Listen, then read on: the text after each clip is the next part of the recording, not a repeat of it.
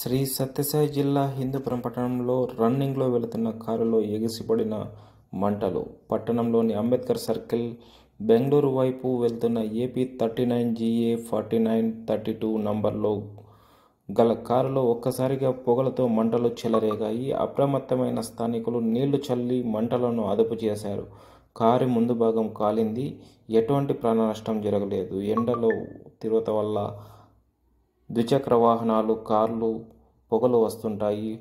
ప్రజలు జాగ్రత్త పడాలని ప్రజలు కోరుతున్నారు.